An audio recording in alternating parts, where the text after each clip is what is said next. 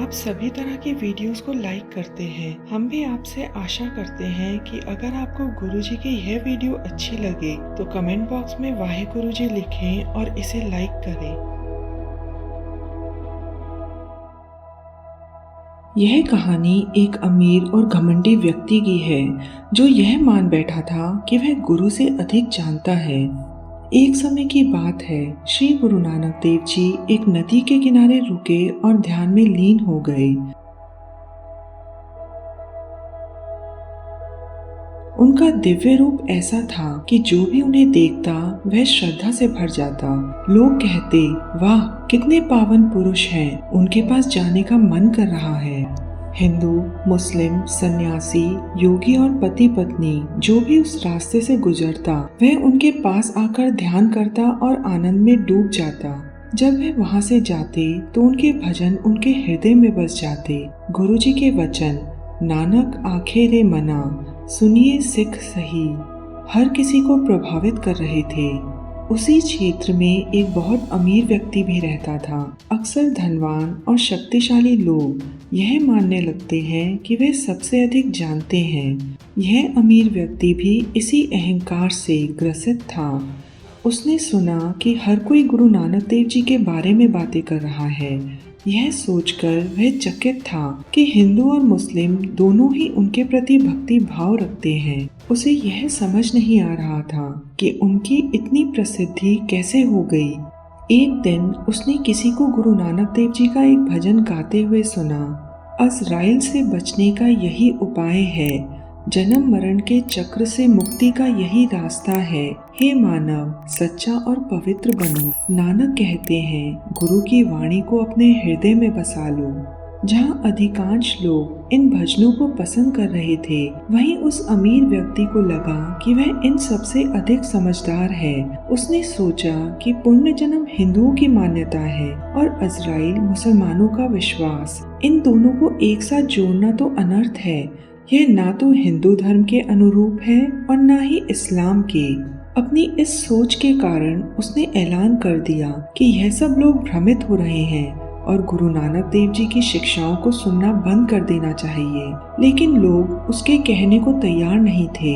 जब उसकी बातों का कोई असर नहीं हुआ तो उसने ठान लिया कि वह खुद इस समस्या को खत्म करेगा। उसने सोचा कि या तो वह गुरु नानक देव जी को उनकी शिक्षाएं बंद करने के लिए मजबूर करेगा या फिर उन्हें किसी न किसी बहाने जेल भिजवा देगा। अपने इसी इरादे से वह गुरु से मिलने के लिए अपने घोड़े पर सवार होकर निकला।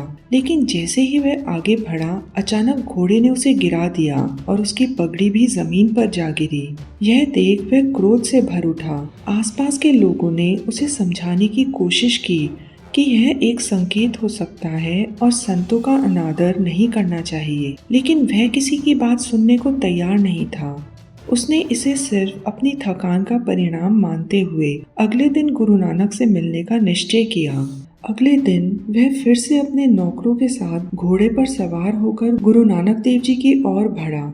रास्ते में वह अपने अनुचरों से कहता जा रहा था कि लोगों को एक कठोर नेतृत्व की आवश्यकता है और समाज को व्यवस्था में रखना जरूरी है। लेकिन जैसे ही वह गुरु के पास पहुंचने वाला था, अचानक उसकी जुबान बंद हो गई। वह बोलने की कोशिश करता रहा, लेकिन उसके मुंह से कोई स्पष्ट शब्द नहीं निकल पा रहे थे। और फिर उसके साथ आए सभी लोग भी अंधे हो गए। चारों तरफ अंधकार छा गया। उनके मुंह से घबराहट भरी आवाजें निकलने लगी, मुझे कुछ दिखाई नहीं दे रहा। अब अमीर व्यक्ति को धीरे धीरे यह एहसास होने लगा कि शायद लोग सही कह रहे थे। उसके मन में विचार आया कि गुरु नानक देव जी कोई साधारण व्यक्ति नहीं बल्कि एक महापुरुष हैं। उसकी दृष्टि पूरी तरह से चली गई और उसका घोड़ा भी वहीं रुक गया।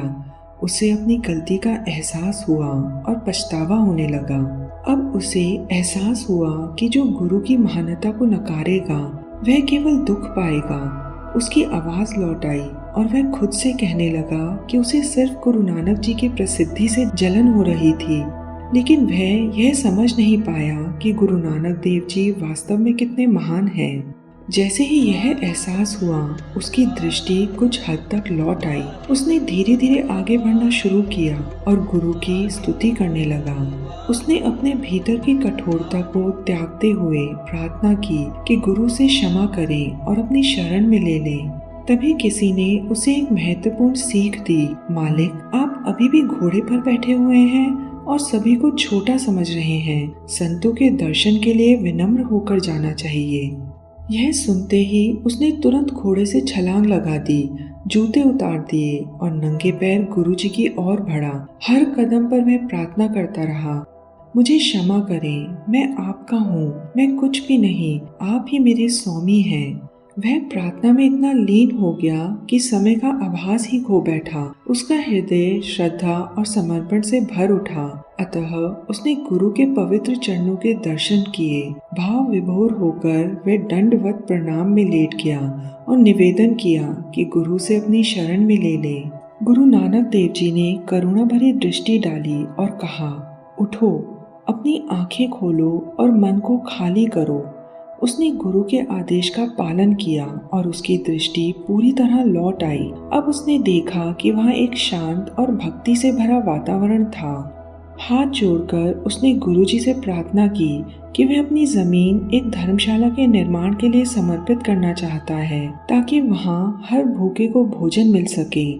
गुरु नानक देव जी ने उसकी भेंट को स्वीकार कर लिया और कहा कि यह स्थान संगत का आश्रय बनेगा, जहाँ हर कोई ईश्वर के नाम का सिमरन करेगा।